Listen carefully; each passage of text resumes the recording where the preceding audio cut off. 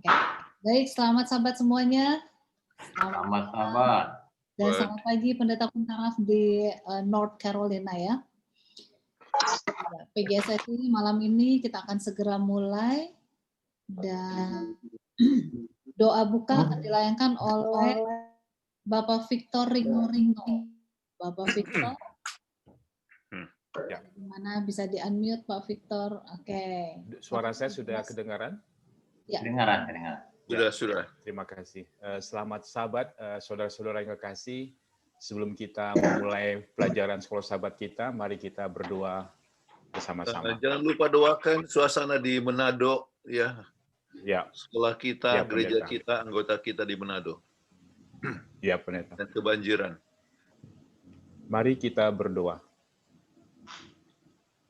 Tuhan Allah Bapa kami yang bersemayam di dalam kerajaan sorga, kami bersyukur karena Tuhan telah menjaga kami sepanjang hari ini dan sepanjang 6 hari yang lalu, sehingga kami tiba pada hari Sabat-Mu yang suci pada malam hari ini. Kami akan memulai kebaktian pelajaran sekolah sahabat kami pada malam hari ini.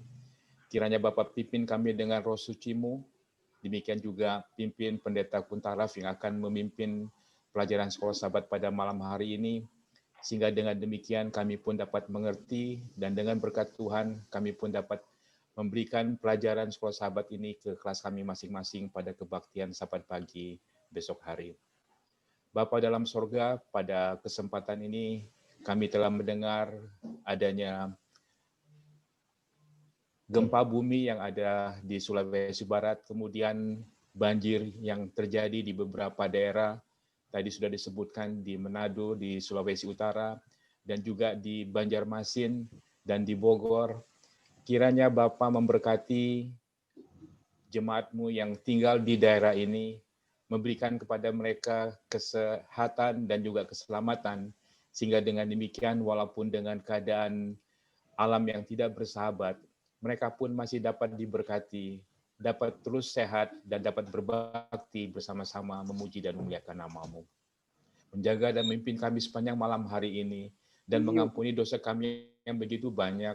Di dalam nama Yesus kami berdoa dan mengucap syukur. Amin. Amin. Amin. Terima kasih Bapak Victor Ringo untuk doa bukanya. Dan sebelum Pendeta Kuntaraf akan membawakan materi pada malam ini, saya mau ingatkan kepada kita semua selama acara berlangsung agar di-mute ya. Dan masih ada yang suaranya keluar, masih bocor. Tolong di-mute agar supaya tidak mengganggu acara berlangsung. Dan seperti biasanya boleh tuliskan pertanyaan-pertanyaan di chat nanti. Dan juga kepada Pak Joy, kalau ada boleh dikirimkan juga di chat untuk kita punya link dari Telegram ya, siapa tahu ada yang belum bergabung. Baik, sekali lagi saya mengucapkan selamat sahabat, selamat malam, dan kita akan silakan Pendeta Kuntaraf untuk memimpin acara dengan materinya.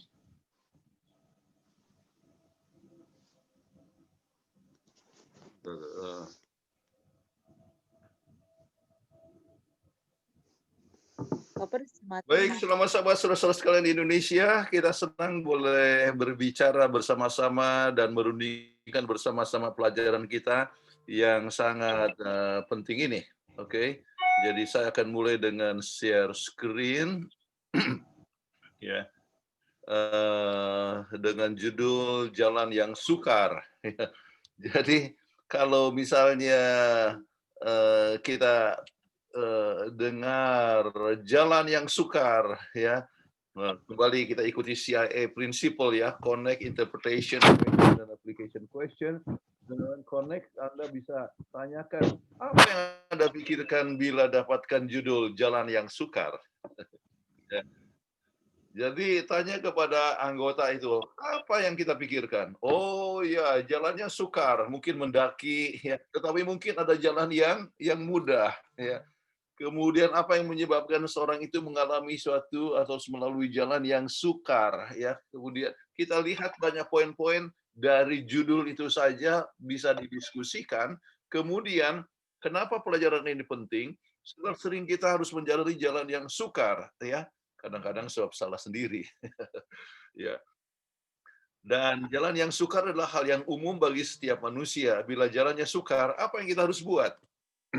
Kemudian, hanya Tuhan yang dapat menolong kita untuk mendapati solusi dalam menjalani ya, jalan yang sukar.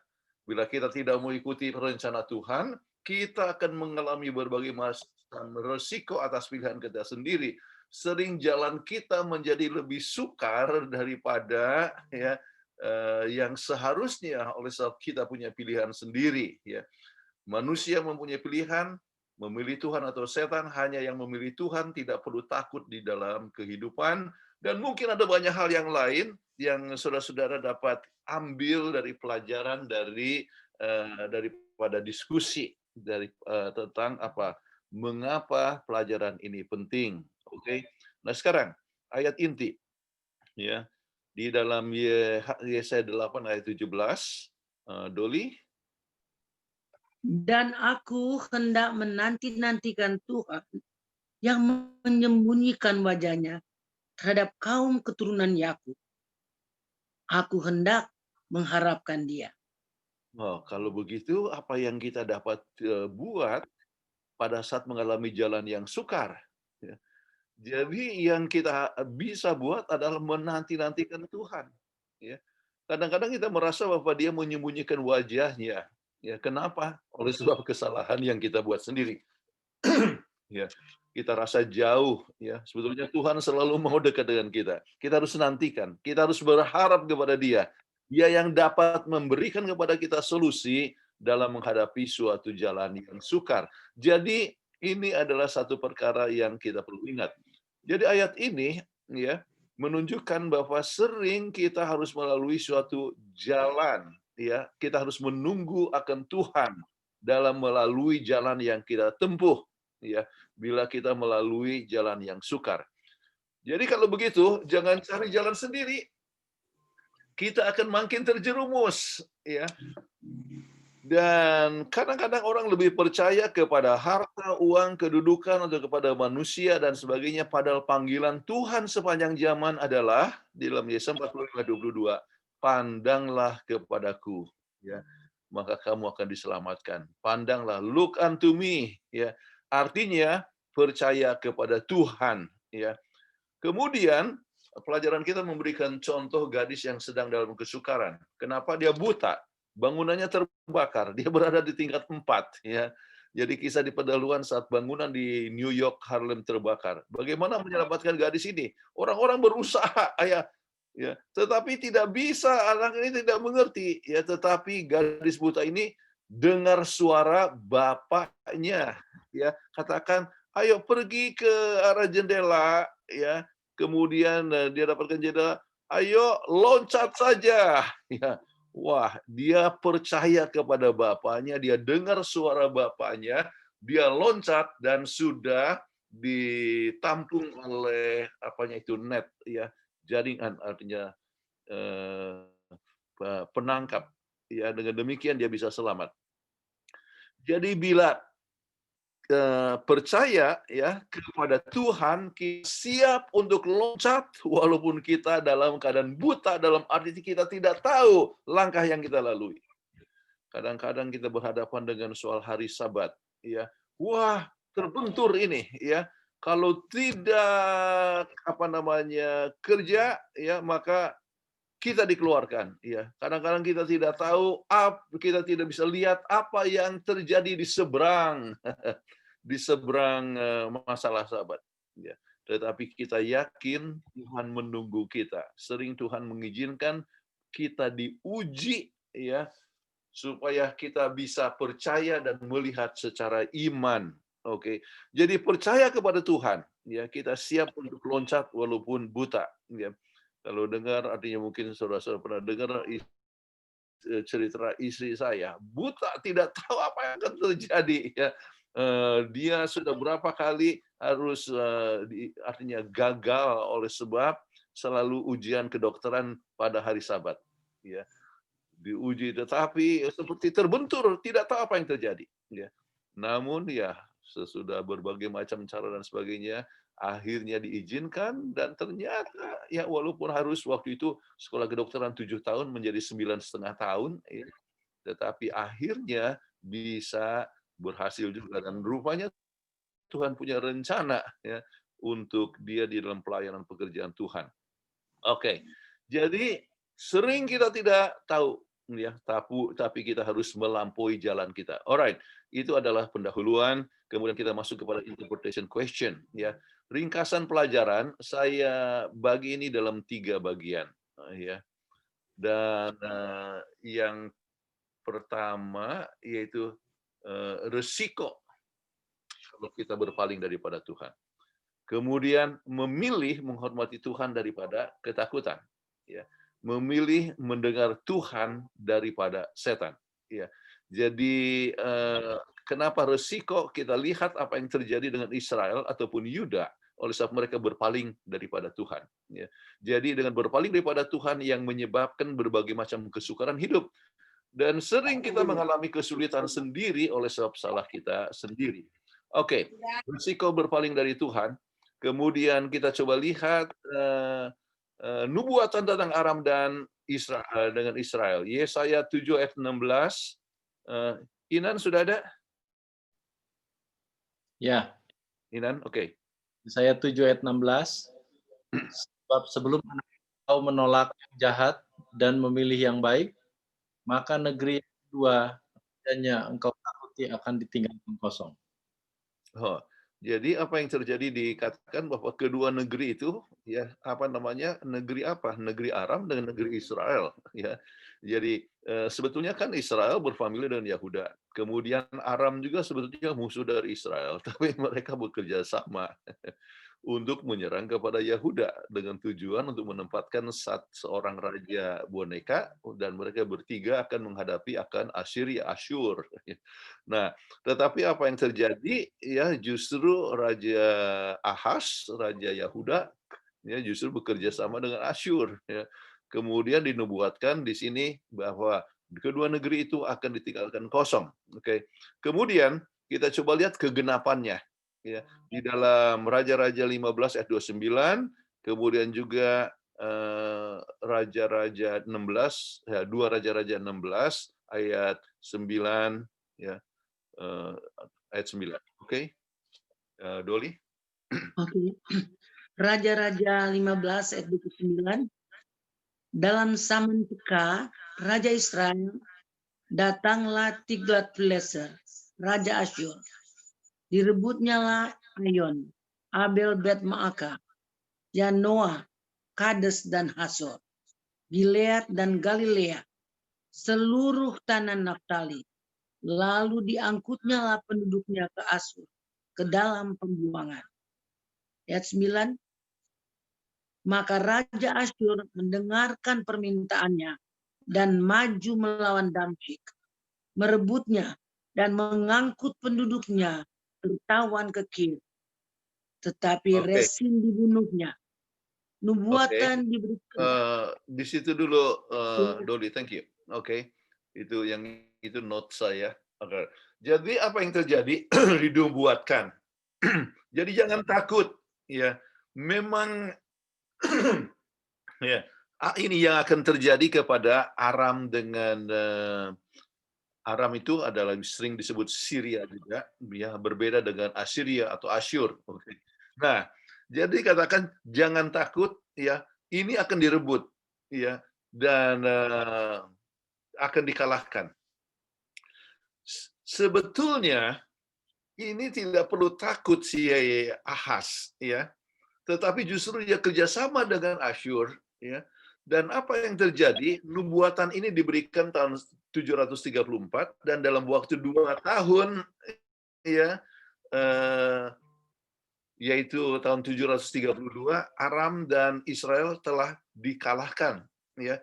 Jadi artinya kembali kepada nubuatan yang tadi, ya, sebelum anak itu, ya, bisa tahu membedakan antara benar dan salah, artinya di dalam waktu 2 tahun, ya, yang terjadi, ya. Dan apa yang terjadi kemudian yang menjadi raja adalah Hosea, tetapi dia pun memberontak, ya. akhirnya kerajaan utara atau Israel dimusnahkan oleh Asyur 10 tahun kemudian, 722. Sebetulnya waktu itu Ahaz sendiri sudah mati, ya. Kenapa? Oleh sebab Ahaz kan memerintah 16 tahun. Itu dia mulai memerintah pada saat sesudah bapaknya meninggal tahun 740. Oke. Jadi 16 tahun kemudian ia sudah meninggal, ya. Kemudian kita dapatkan bahwa ada waktu itu sudah Hizkia yang menjadi raja, ya. Dan oleh sebab kerjasama dengan Asyur, ya, dipikirkan Asyur menjadi teman, tetapi akhirnya Asyur juga di bawah Sennacherib, ya, dia coba menyerang dan mencoba mengalahkan juga Yahuda, ya. Jadi itulah yang sering seorang itu membuat suatu keputusan yang salah, kerjasama dengan musuh, padahal akhirnya menyerang juga akan Yahuda, ya. Tetapi ya mujizat terjadi, ya. Kenapa? Kita coba lihat apalagi yang Yesaya katakan dalam Yesaya 8 ini. Oke, kita coba lihat Inan, Ferdinand. Yesaya 8 ayat 6, oleh karena bangsa ini telah menolak air Siloah yang mengalir lamban dan telah tawar hati terhadap Rezin dan anak Remalia. Ayat 7, sebab itu Tuhan akan membuat air sungai Efrat yang kuat dan besar, melupa-lupa Ahaz mereka, yaitu Raja Asyur dengan segala kemuliaannya. Air ini akan melupa, melampaui segala salurannya, dan akan mengalir melampaui segala tebingnya. Ayat 8, serta menerobos masuk ke Yehuda Barat, Yehuda ibarat banjir yang meluap-luap sampai di leher.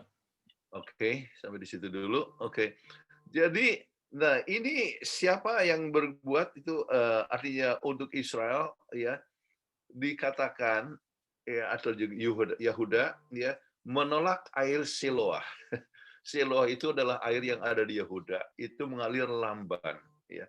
Nah, oleh sebab mereka itu menolak air itu, maka telah tawar hati terhadap kemudian oleh sebab mereka takut, ya. Kemudian mereka justru menyerang, bekerja sama dengan Asyur, maka air Efrat, ya, itu akan datang dan meluap, dan dikatakan airnya itu meluap. Air itu melambangkan apa? Bangsa-bangsa, kan di dalam Alkitab kita lihat juga di dalam buku Wahyu dan sebagainya. Jadi bangsa ini merupakan artinya Asyur melambangkan bangsa-bangsa yang menyerang, ya, artinya air itu melambangkan bangsa-bangsa yang menyerang kepada Yehuda, sampai beberapa kota di Yehuda, ya, itu sudah dikalahkan oleh Asyur, ya. Tetapi belum sampai ke Yerusalem, ya, belum sampai kepada Yerusalem, ya. Kemudian kita coba tanya, apa pelajaran penting daripada nubuatan 7 dan 8 ini, ya? Dari pengalaman itu saja kita bisa ambil poin yang sangat penting dulu, ya.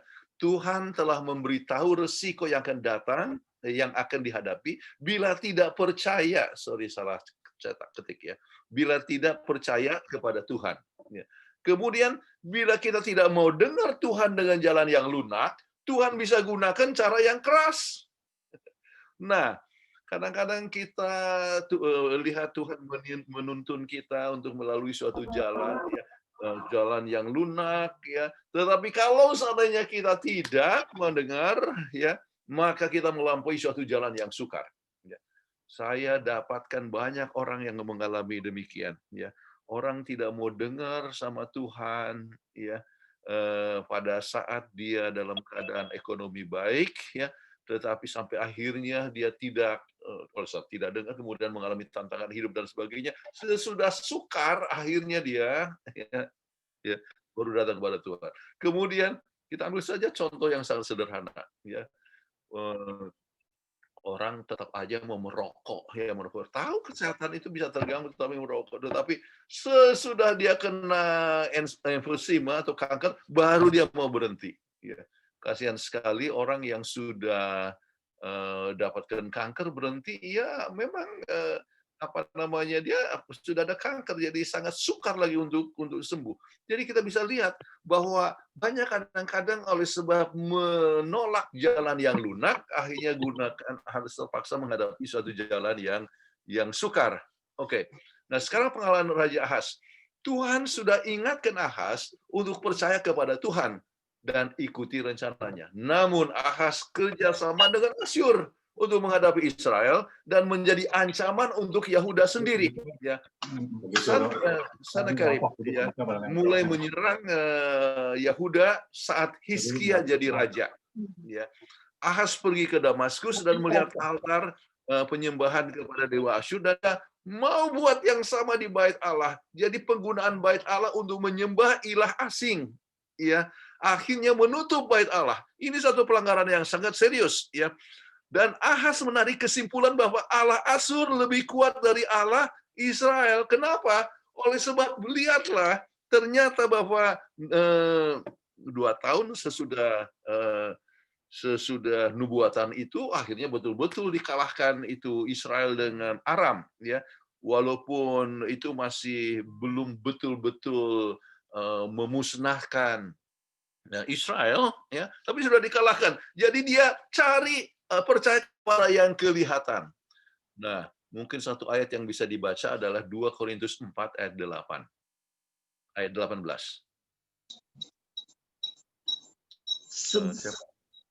Ibu Doli, silakan. 2 Korintus 4 ayat 18. Sebab kami tidak memperhatikan yang kelihatan, melainkan yang tak kelihatan. Karena yang kelihatan adalah sementara, sedangkan yang tak kelihatan adalah kekal. Baik, inilah menjadi kegagalan daripada Ahaz. Kenapa? Ia mau coba melihat yang kelihatan. Jadi dia lihat bagaimana itu Aram dengan Israel dimusnahkan, kemudian dia sendiri pergi ke daerah Aram, yaitu adalah Damaskus. Ya, kemudian dia lihat, tertariklah, kemudian dia lihat ini dewa daripada orang-orang Aram, ya, lebih kelihatan, artinya sebetulnya dari Asyur, ya, lebih berkuasa. Akhirnya dia pergi ke Yerusalem, ya, dan gunakan artinya bait Allah itu untuk penyembahan. Dia tutup bait Allah. Oke, itu satu perkara yang sangat serius sekali, ya. Dan apa yang terjadi, dia pun, ya, hanya di dalam waktu 2 tahun setelah itu dia meninggal. Kemudian Hizkia, ya, yang menjadi raja. Nah, kita dapatkan kalimat, ya, Immanuel, Tuhan beserta kita, terbukti dalam masa Hizkia anak Ahaz, ya, dalam 2 Raja-Raja 19, ya, ataupun kita bisa lihat di dalam Yesaya 37, ya, Tuhan membebaskan mereka dari kuasa Asyur. Apa yang terjadi? Ya, jadi Tuhan, artinya Asyur menyerang beberapa kota daripada Yahuda itu sudah dikalahkan. Anda bisa baca itu 2 Raja-Raja 18 kemudian 19, ya. Jadi waktu itu sudah kalut dia. Ya, dia coba kirim emas sebetulnya kepada Asyur, ya, tetapi tetap mereka itu datang, ya, dan mengatakan kepada orang-orang Yahuda, jangan percaya kepada Hizkia dan sebagainya. Itu menarik sekali baca kisahnya, ya. Kemudian dia datang kepada Tuhan, kemudian memohonkan kepada suatu Tuhan, kemudian Tuhan memberikan kebebasan. Apa yang terjadi? Ya, malaikat Tuhan datang dan 185.000 tentara Asyur mati dalam satu malam. Luar biasa sekali. Ya, jadi walaupun ada serangan, tetapi masih ada harapan. Kenapa? Immanuel, Tuhan beserta kita. Ini satu pengalaman yang sangat penting sekali. Jadi diskusi. Nah, sekarang bagaimana pengertian Immanuel dalam masa Ahaz dan Perjanjian Baru? Sebab kita lihat Immanuel itu adalah Yesus. Oke, kita harus melihat 2 hal yang sangat penting. Perjanjian Lama secara eksegesis berbicara Tuhan beserta Yahuda hingga mereka luput dari serangan Asyur. Tuhan beserta mereka, yaitu pada saat, ya, Hizkia, pengganti daripada Ahaz, ya, berseru kepada Tuhan, maka Tuhan beserta mereka dan dikalahkan. Oke. Perjanjian Baru, ya, kita lihat dari segi aplikasi, ya. Immanuel dalam aplikasi dari Yesaya, ya. Yesaya 7 ayat 14 mengenai Yesus yang membebaskan manusia dari kuasa dosa, ya. Jadi kalau Immanuel di masa Hizkia, ya, anak Ahaz itu membebaskan mereka dari tentara Asyur, ya, makanya mereka tidak pernah dijajah betul-betul oleh Asyur. Mereka akhirnya mereka tetap jauh daripada Tuhan, keturunan daripada Hizkia, ya. Kemudian akhirnya yang mengalahkan mereka adalah Babylon, bukan Asyur. Oke. Nah, tetapi dalam arti rohani aplikasinya adalah Yesus membebaskan manusia daripada kuasa dosa. Immanuel, Tuhan beserta dengan kita. Baik, jadi dilema daripada Yesaya 7 ayat 14 itu selalu menggunakan kata bahasa Ibrani, ya, kema kalau tidak salah, ya, wanita muda, ya. Tetapi jadi akan mengandung bisa berarti perawan, tetapi bisa berarti wanita muda, ya. 400 tahun sebelum Yesus, Septuagint, ya, menerjemahkan kata wanita muda itu sebagai perawan, ya. Kemudian Matius melihat ini dan melihat sebagai nubuatan tentang Yesus yang merupakan aplikasi dari Yesaya 7 ayat 14. Makanya kita dapatkan di dalam buku Matius pasal 1, ya, 21 sampai 23, kita dapatkan kata Immanuel, ya, yang merupakan, ya, disebutkan kegenapan daripada nubuatan Yesaya 7 ayat 14 dari segi aplikasi, ya, tetapi dari segi exegesis ini berbicara kelepasan daripada orang Israel waktu dihadapi oleh Asyur. Oke. Kita masuk kepada bagian kedua. Memilih hormat, ya, kepada Tuhan daripada takut, ya. Kata takut bisa berarti takut atau hormat. Apa bedanya? Kita coba lihat Yesaya 8 ayat 11 sampai 13, ya. Inan. Sebab beginilah firman Tuhan kepadaku, ketika tangannya menguasai aku, dan ketika ia memperingatkan aku, supaya jangan mengikuti tingkah laku bangsa. Jangan sebut persepakatan segala apa yang disebut bangsa ini persepakatan. Dan apa yang mereka takuti, janganlah kamu takuti. Dan janganlah gentar melihatnya. Tetapi Tuhan semesta alam, dialah yang harus kamu akui sebagai yang kudus. Kepadanya lah harus kamu takut. Dan terhadap dialah harus kamu gentar. Jadi dikatakan oleh Yesaya kepada Raja Ahaz, oke, jangan takut. Ya. Jangan takut kepada Asyur, ya. Jangan takut kepada Aram, kepada Israel. Jangan takut, ya, bahkan sebagian daripada tanah sudah juga dikuasai oleh Edom, ya, di Seir, ya. Jadi jangan takut, ya. Takutlah, gentarlah kepada Tuhan, ya. Nah, sekarang kita mau coba lihat, belajar takut. Apa maksudnya dengan takut ini, ya? Sebab kita dapatkan beberapa ayat tentang takut. Oke, Yesaya 41 ayat 10, Doli. Yesaya 41 ayat 10, janganlah takut, sebab aku menyertai engkau. Janganlah bimbang, sebab aku ini Allahmu. Aku akan meneguhkan, bahkan akan menolong engkau. Aku akan memegang engkau dengan tangan kananku yang membawa kemenangan. Jadi jangan takut. Kenapa jangan takut? Aku menyertai engkau.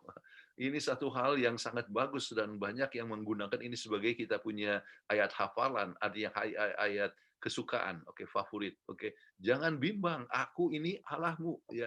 Jadi Yesaya pasal 41 adalah satu pasal yang bagus Anda baca dari ulang ke ulang, sebab menyadari bahwa kita itu adalah orang yang istimewa, ya, dan ini bisa diaplikasikan kepada kita secara pribadi. Kemudian kita coba lihat kata jangan takut lagi, ya, dalam Wahyu 1 ayat 17 dan 18. Inan. Wahyu 1 ayat 17 sampai 18. Ketika aku melihat dia, tersungkurlah aku di depan kakinya, sama seperti orang yang mati. Tetapi ia meletakkan tangan kananku di atas, tangan kanannya di atasku, lalu berkata, jangan takut, aku adalah yang awal dan yang akhir, dan yang hidup. Aku telah mati, namun lihatlah, aku hidup sampai selama-lamanya, dan aku memegang segala kunci maut dan kerajaan maut. Oke, jadi kepada kita katakan jangan takut. Siapa yang katakan? Ini adalah Yesus sendiri. Akulah yang awal dan yang akhir. Ya. Jadi kalau kita punya Yesus, kita tidak perlu takut. Oke, dan Dia yang memegang kunci maut. Jadi jangan takut mati, walaupun banyak korban-korban berjatuhan teman-teman kita, saudara-saudara kita. Ya, kita jangan takut, ya, sebab Tuhanlah yang memegang kunci maut. Artinya Yesus yang sudah bangkit, kita juga akan bangkit. Oke, jadi kita tidak perlu takut. Kemudian kita coba lihat Lukas 12 ayat 32. Doli. Janganlah takut, hai kamu kawanan kecil, karena Bapamu telah berkenan memberikan kamu kerajaan itu. Oke, jadi jangan takut, kawanan kecil, a little flock, maksudnya walaupun jumlah kita kecil, ya, jangan takut, ya. Kenapa? Sebab Tuhan yang memberikan kepada kita kerajaan ini berbicara tentang kerajaan rahmat, dan kita semua adalah warga negara kerajaan rahmat. Oke. Jadi sekarang kita dapatkan ayat yang kita harus takut. Kalau tadi katakan jangan takut, ya, tetapi ada ayat juga yang memberikan kepada kita supaya kita takut, ya. Takut kepada siapa? Kita coba lihat Mazmur 34 ayat 8 sampai 10. Mazmur 34 ayat 8 sampai 10. Kecaplah dan lihatlah betapa baiknya Tuhan itu. Berbahagialah orang yang berlindung padanya. Takutlah akan Tuhan, hai orang-orangnya yang kudus. Sebab tidak berkekurangan orang yang takut akan Dia. Oke, kalau tadi katakan jangan takut, tetapi di sini katakan supaya kita takut. Oke, tetapi takut kepada Tuhan, ya. Dan kita bisa mengecap, ya. Kalau artinya mengalami, ya, mengecap kebaikan daripada Tuhan. Ya. Jadi sering saya ada khotbah khusus tentang ini. Bagi mereka yang berdoa akan melihat kebaikan Tuhan dalam menjawab doa. Kemudian kepada mereka yang minta pengampunan dosa, ya, dia akan bisa melihat kebaikan Tuhan dalam mengampuni dosa. Jadi ini mengajak kepada untuk mempunyai pengalaman. Jadi takut akan Tuhan, ya, adalah satu hal yang perlu kita masing-masing alami. Kemudian takut yang lain kita lihat dalam Wahyu 14 ayat 7. Doli. Wahyu 14 ayat 7. Dan ia berseru dengan suara nyaring, takutlah akan Allah dan muliakanlah Dia, karena telah tiba saat penghakimannya, dan sembahlah Dia yang telah menjadikan langit dan bumi, dan laut dan semua mata air. Terima kasih. Dan ini kita tahu takut ini merupakan pekabaran malaikat, 3 malaikat yang takut akan Allah dan muliakanlah Dia. Dan takut di sini adalah merupakan apa? Rasa hormat, ya, syahdu, kebesaran, keagungan daripada Tuhan, ya, dan memuliakan Dia melalui kehidupan kita. Kita ingatlah baik kita makan, minum, apapun kita buat, memuliakan nama Tuhan. Jadi itulah takut yang disebutkan Alkitab.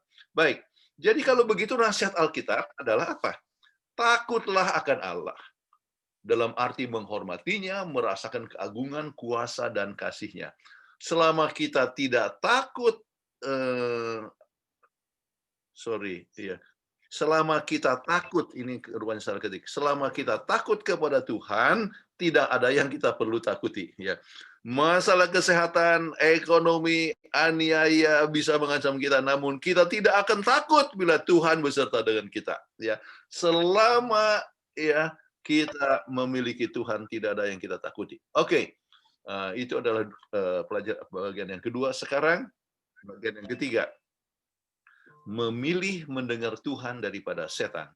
Kenapa? Apakah amaran Tuhan yang diberikan kepada Ahaz mengenai praktek gaib yang diperkenalkan Ahaz? Ya, Yesaya 8 ayat 19. Apa yang dikatakan dalam Yesaya 8 ayat 19? Inan, ya. Dan apabila orang berkata kepada kamu, mintalah petunjuk kepada arwah dan roh-roh peramal yang berbisik-bisik,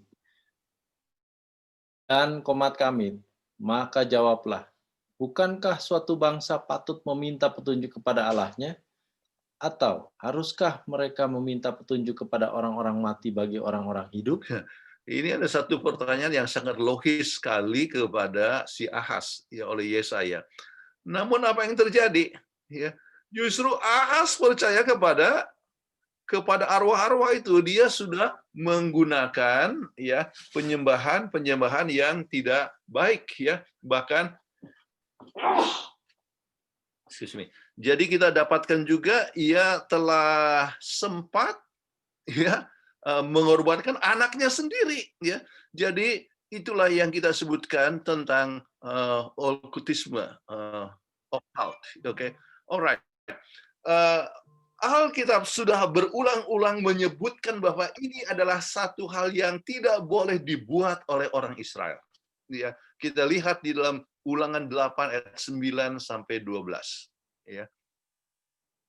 Ya. Di antaramu janganlah didapati seorang pun yang mempersembahkan anaknya laki-laki atau anaknya perempuan sebagai korban dalam api, ataupun seorang yang menjadi petenung, seorang peramal, seorang penelaah, seorang penyihir.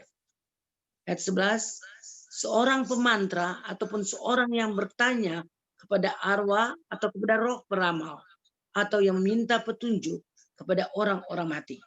Ayat 12, sebab setiap orang yang melakukan hal-hal ini adalah kekejian bagi Tuhan.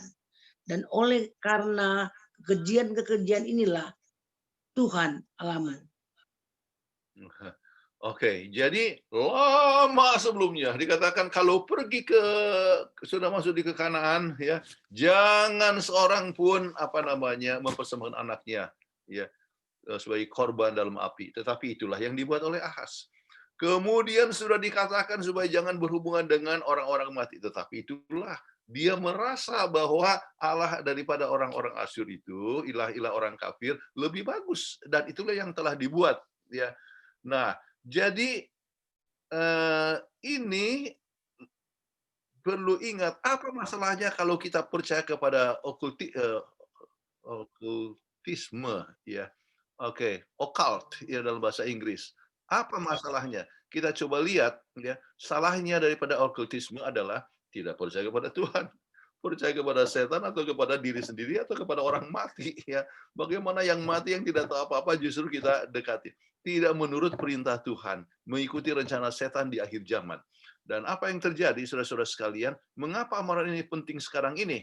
Ya, kita coba lihat beberapa kutipan dari buku The Great Controversy. Doktrin, ini dalam halaman 551, doktrin mengenai kesadaran manusia pada masa kematian, khususnya kepercayaan bahwa roh orang mati kembali dan melayani kepada manusia yang hidup, akan menyediakan jalan untuk spiritualisme modern. Ya, dan kita tahu tahun 1844, ya, kemudian muncullah dengan Fox Sisters, ya, yang memulai dengan pergerakan-pergerakan, ya, percaya dan berhubungan kepada orang mati. Ya. Kemudian apa yang dikatakan dalam halaman 686, spiritualisme modern mempunyai dasar yang sama, yaitu kebangunan rohani dalam bentuk baru dari kuasa gaib dan penyembahan setan yang Tuhan larang dan salahkan pada masa lalu. Jadi spiritualisme modern akan masuk kepada apa? Kekristenan. Satu hal yang Mrs. White sudah ramalkan, ya, bahwa mereka akan jadi akan memasuki kekristenan dan sebagai satu gereja yang membuat kebangunan rohani. Dan betul-betul itu terjadi sekarang ini ya di akhir zaman. Oke, kita coba lihat lagi penipuan setan di akhir zaman. Kita sedang mendekati akhir daripada sejarah dunia dan setan bekerja lebih dari sebelumnya. Dia berusaha untuk bertindak selaku pengatur dunia Kristen. Dengan upaya yang luar biasa, dia mengadakan mujizat-mujizat yang menipu, dia akan memeluk seluruh dunia dalam persekongkolannya, ya, dengan menyembunyikan cacatnya di balik jubah kekristenan. Dia memakai ciri-ciri seorang Kristen dan mengaku dirinya Kristus, ya. Luar biasa apa yang dikatakan, dan ini akan terjadi sampai sudah banyak yang sudah terjadi, dan makin lama spiritualisme Anda tinggal ketik saja, coba lihat di Google ya, spiritualisme ya. Ada spiritualism church, misalnya spiritualist church ya, gereja-gereja spiritualis ya. Banyak sekali gereja-gereja dan mereka mempunyai jurnalnya saja ada 200 jurnal misalnya, majalah-majalah mereka dan sebagainya. Jadi pengaruhnya cukup besar dan orang percaya kepada bisa berhubungan dengan orang mati ya. Bahkan kita dapatkan orang-orang yang sangat penting, misalnya William Booth pada saat istrinya meninggal ya, dia dari kepala balai keselamatan ya, dia masih berkomunikasi dengan istrinya sesudah istrinya itu meninggal. Ya, melalui apa? Spiritualisme. Dan ini makin lama makin banyak, dan kalau kita sudah belajar buku Wahyu, misalnya di dalam Wahyu pasal 16 ayat 13 berbicara tentang 3 roh katak ya, salah satu adalah apa? Spiritualisme ya. Jadi ini akan menjadi satu doktrin yang akan makin lama makin kuat di akhir zaman. Untuk itu kita harus berhati-hati. Baik. Jadi nasihat daripada Alkitab. Yesaya 8 ayat 20. Saya punya bagian sekarang, Doli.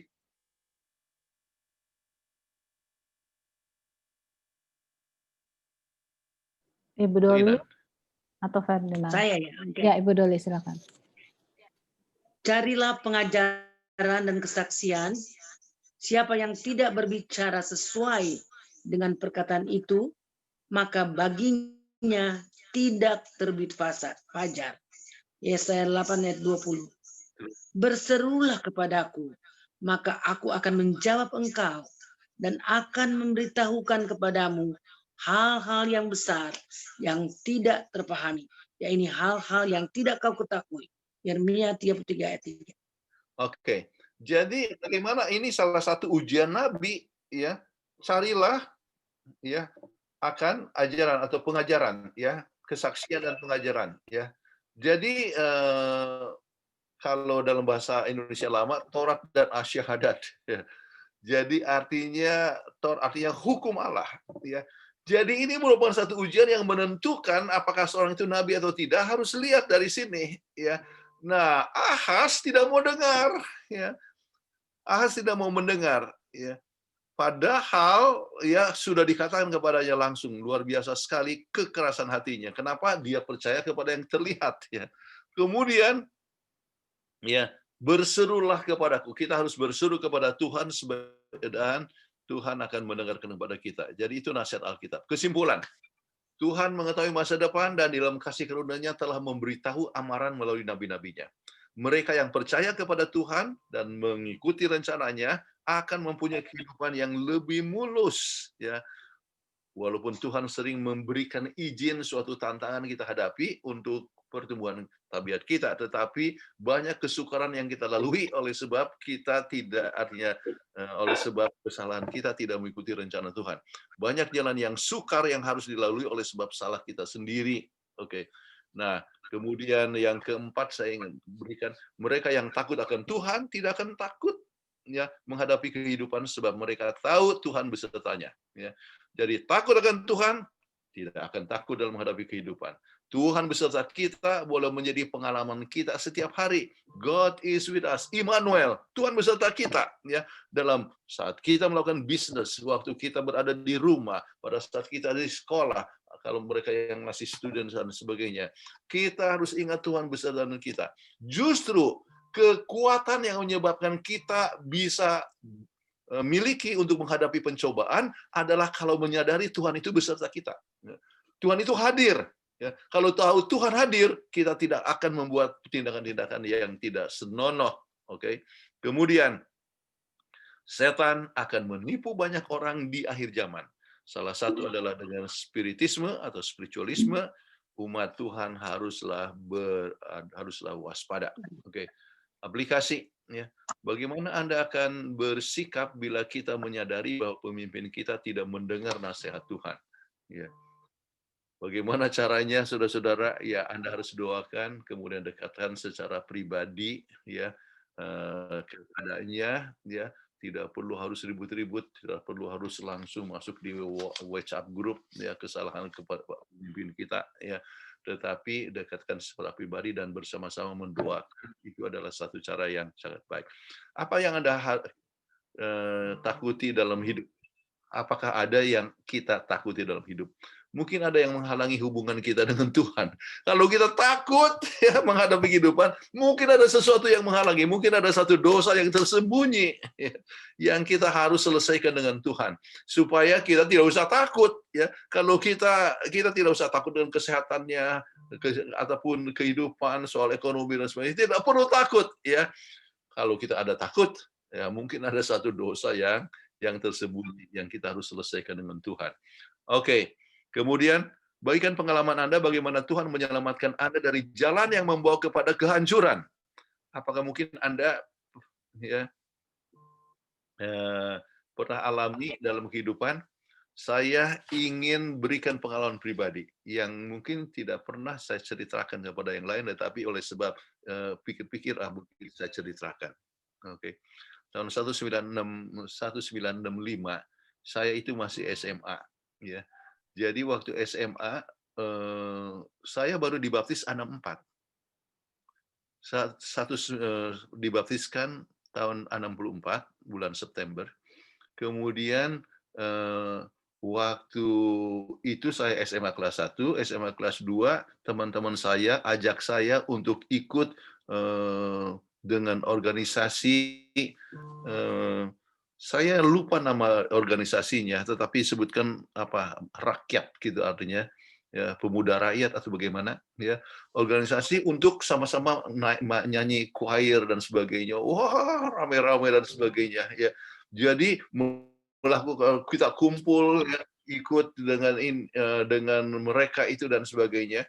Kemudian saya baca ya, tulisan daripada Roh Nubuat. Ada orang ya, pendeta Mangun Song almarhum kasih buku sama saya, Pustaka Roh Nubuat kalau tidak salah judulnya. Waktu itu, kita harus hindarkan organisasi, ya, organisasi keduniawian. Pikir, wah saya sudah salah ini. Saya tinggalkan. Saya tidak ikuti lagi dengan teman saya.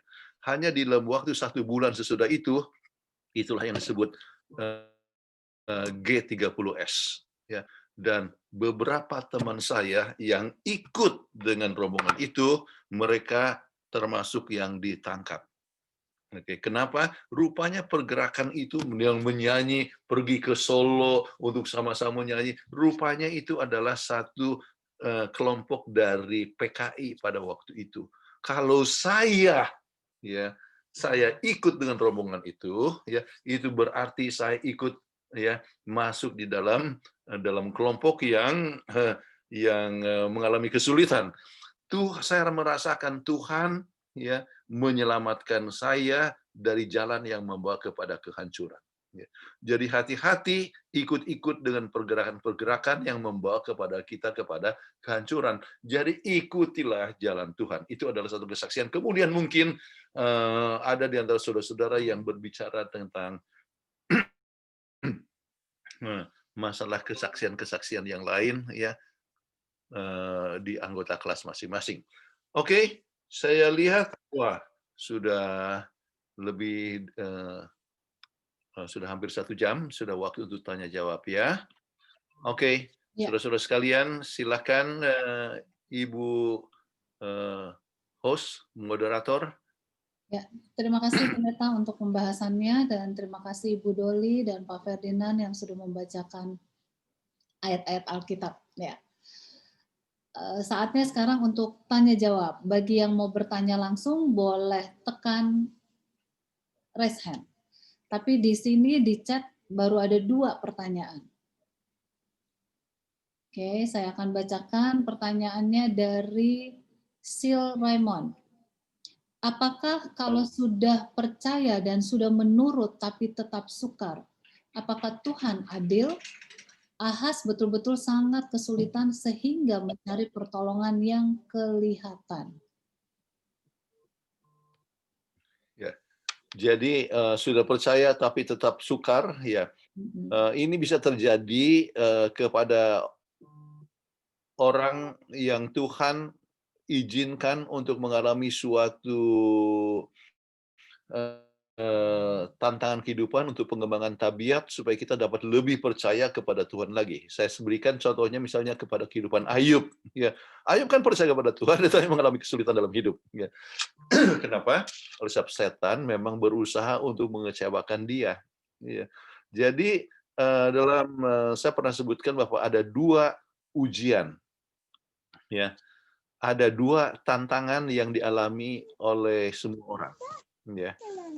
Oleh manusia. Jadi 2 ujian tersebut adalah kemakmuran ataupun kemiskinan, atau jalan yang mulus atau jalan yang sukar. Jadi kadang-kadang ada orang yang setia kepada Tuhan waktu dia kaya, sebab oh Tuhan berkati saya, ya. Kemudian setia kepada Tuhan, kenapa? Merasa Tuhan telah berkati. Tetapi pada saat dia miskin, ya mengalami tantangan, wah Tuhan sudah melupakan saya. Jadi dia tidak setia. Tetapi ada yang setia kepada Tuhan pada saat dia susah. Dalam masa krisis, Tuhan tolonglah saya dan sebagainya. Tetapi sesudah makmur, lupa kepada Tuhan. Nah, jadi 2 ujian itu ya dilalui oleh Ayub dan dia menang dua-duanya. Ya. Jadi kita perlu menang dua-duanya. Jadi umat Tuhan jangan pikir bahwa kita tidak hidup kita akan selalu mulus. Ya. Jadi banyak orang yang katakan ya mungkin ada suatu dosa yang pendeta Kuntaraf lakukan ya sampai anaknya meninggal ya saudara-saudara ya. Nah, jadi justru ya kita harus ingat apa yang dikatakan di dalam 1 Korintus 10 ayat 13 yang mengatakan Tuhan tidak akan mengizinkan suatu pencobaan yang lebih besar daripada kekuatan kita. Kalau kita mengalami suatu ujian yang seperti itu, ya, maka itu berarti Tuhan tahu bahwa dengan pertolongan Tuhan kita bisa untuk menghadapinya. Ya. Jadi pencobaan bisa datang kepada semua orang, tetapi apa bedanya? Ya, orang Kristen bisa menghadapinya dengan penuh kepercayaan dan dengan penuh pengharapan.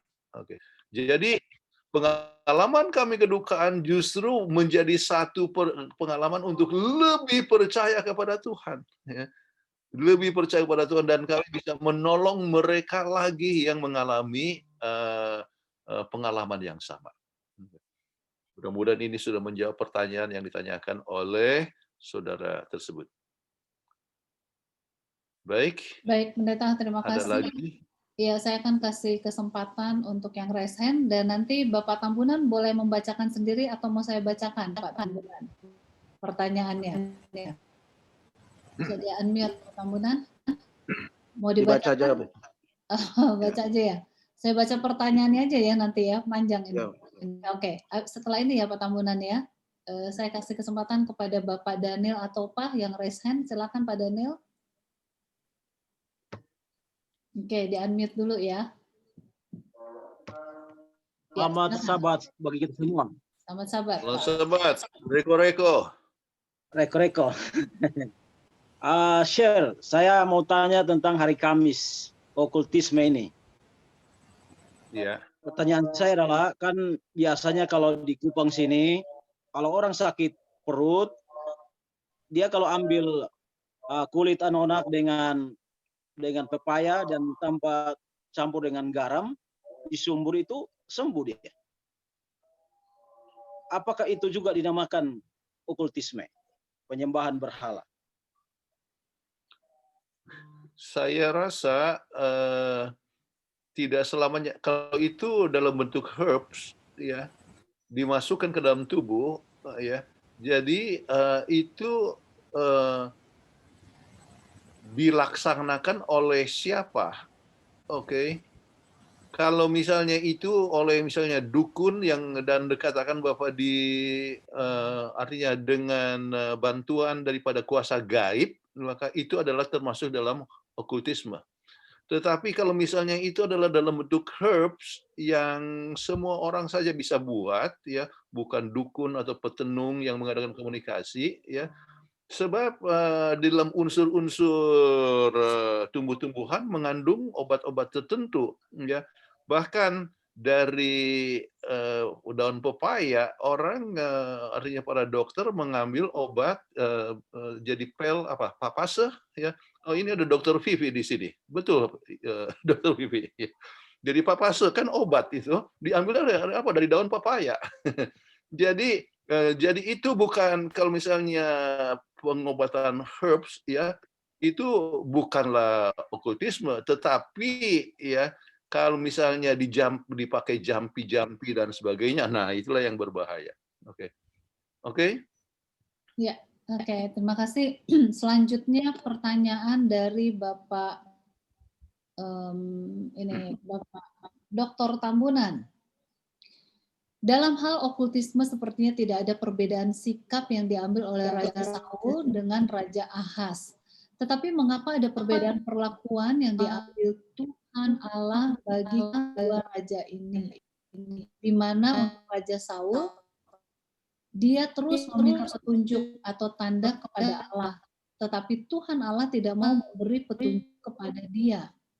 Sehingga dengan terpaksa, Saul meminta petunjuk kepada roh peramal di Endor. Tetapi untuk Raja Ahaz, justru Allah bersedia memberi tanda. Malahan Ahaz menolak tanda itu dari pekabaran yang dibawa Nabi Yesaya dan makin jauh terperosok menyembah dewa orang Aram yang telah dikalahkan Asyur. Tolong Pak Pendeta, mengapa Allah memberi kesempatan kepada Ahaz, tetapi kepada Raja Saul tidak, padahal mereka sama-sama terlibat okultisme. Terima kasih Pendeta. Oke, setiap orang mempunyai pengalaman yang berbeda, tetapi Tuhan tetap selalu memberikan kesempatan kepada orang untuk mendengar kepadanya. Pengalaman daripada Raja Saul, ya, itu adalah oleh sebab dia sudah selama ini selalu menolak, ya. Dia lebih banyak sudah dikuasai oleh setan, ya, sebelum dia datang kepada petenung di Endor itu, ya. Jadi sebelumnya dia oleh sebab dikuasai oleh setan sampai dia mau bunuh kepada Daud. Oleh sebab dikuasai oleh setan, maka dia mau coba bunuh Yonatan anaknya sendiri. Kan dia kan dengan tombak dia. Apa yang terjadi? Ya oleh sebab dia telah dikuasai oleh setan. Jadi selama ini dia sudah mengeraskan hati, ya. Pada awalnya dia adalah orang yang rendah hati, tetapi sudah ada kekuasaan, maka dia mulai ya percaya kepada diri dan dia memikirkan kepada posisi. Jadi kepada Saul juga diberikan banyak kesempatan, ya. Kepada Ahaz diberikan kesempatan, tetapi kita perhatikan Bapak, tidak lama sesudah peristiwa itu, ya Saul juga mati. Tidak lama sesudah peristiwa ini Ahaz, ya dengan penyembahan kepada okultisme itu dia juga mati, ya. Itu peristiwanya itu sangat dekat sekali, ya. Sebab itu dikalahkannya Aram, ya itu tahun 736, ya. Kemudian dia sesudah itu kan ya dia baru pergi ke Damsyik dan sebagainya. Kemudian 734 dia sudah mati. Ya. Jadi kita lihat masa ya kesempatan hidup pun ya cepat terjadi sesudah seorang itu percaya kepada orang mati atau petenung sebagai gantinya kepada Tuhan. Ya. Tetapi mungkin saja masih orang ada kesempatan untuk hidup lebih lama, ya, untuk supaya Tuhan memberi kesempatan supaya orang itu dapat bertobat. Tetapi kalau misalnya orang tidak ada lagi, artinya seorang sudah mengeraskan hati dan tidak akan bertobat oleh sebab dia sudah menolak kepada suara Roh Kudus, ya, maka sering tidak ada manfaatnya orang itu untuk hidup. Oke. Oke, terima kasih Pendeta. Selanjutnya pertanyaan ini ada yang raise hand dari tadi Yosua. Apa masih Yosua? Oke. Tidak jadi ya. Kalau begitu saya akan bacakan pertanyaan dari Foxy Garungan. Iya, pertanyaan. Kita semua percaya bahwa Tuhan tidak berubah dari dahulu, sekarang, dan masa depan. Tapi kenapa terjadi perbedaan tindakan bagi orang-orang yang melakukan dosa di zaman teokrasi atau dalam kurung langsung dihukum dengan zaman anugerah, padahal Tuhannya tetap sama. Bagaimana menjelaskannya? Baik. Tuhan itu sama dari dulu sampai sekarang. Oke, Tuhan itu sama. Tetapi dalam zaman teokrasi, ya, itu adalah memang Tuhan yang langsung menjadi raja mereka. Dan Tuhan yang memerintahkan mereka, misalnya untuk membunuh. Mereka sebetulnya kan janganlah kamu membunuh. Tetapi Tuhan katakan kepada Saul misalnya, itu orang-orang Amalek dan orang Amori harus dimusnahkan semuanya. Ya. Itu oleh sebab Tuhan yang sebetulnya memimpin mereka ataupun Tuhan yang langsung berbicara kepada mereka untuk melaksanakan akan masa tersebut, ya. Jadi rencana Tuhan adalah supaya kita tetap, artinya orang Israel tetap dengan teokrasi, tetapi oleh sebab manusia yang mengeraskan hati, akhirnya mereka mau mempunyai raja sendiri, ya. Akhirnya makanya terpilihnya Saul dan sebagainya. Tetapi Tuhan masih tetap sebetulnya memimpin Saul melalui Nabi Samuel. Oke, jadi Tuhan bisa langsung memerintahkan, ya. Dan Tuhanlah yang sebenarnya menjadi raja, ya. Nah, sekarang dalam masa sekarang, ya, kita mengetahui bahwa Tuhan kita adalah Tuhan yang sama, ya. Tetapi kita melihat bahwa kita masing-masing mempunyai pemimpin dan presiden dan sebagainya. Jadi pemerintahan itu dilakukan oleh pemerintahan sipil dipimpin oleh raja atau presiden dan sebagainya, ya. Namun Tuhan tetap memberikan akan kehendaknya hukumnya, ya. Jadi dalam memberikan akan penghukuman dan sebagainya, Tuhan mempunyai suatu kebijaksanaan. Kapankah seorang itu artinya mendapatkan hukuman, ya, oleh sebab pelanggarannya, atau kapankah itu masih diberikan kesempatan, ya. Tuhan yang mempunyai suatu pilihan. Satu perkara yang saya ingin sebutkan di sini, ada dua istilah yang di dalam bahasa Indonesia diterjemahkan sama, yaitu keadilan, ya. Dalam bahasa Inggris membahas tentang adil itu ada dua kata. Satu adalah just,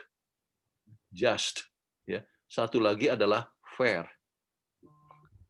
Oke. Nah, saya mau katakan kalau di dalam bahasa Inggris itu berbeda antara just dengan fair, ya. Saya boleh katakan bahwa Tuhan itu tidak fair, tetapi Tuhan itu just. Kenapa? Ya, Tuhan itu tidak fair.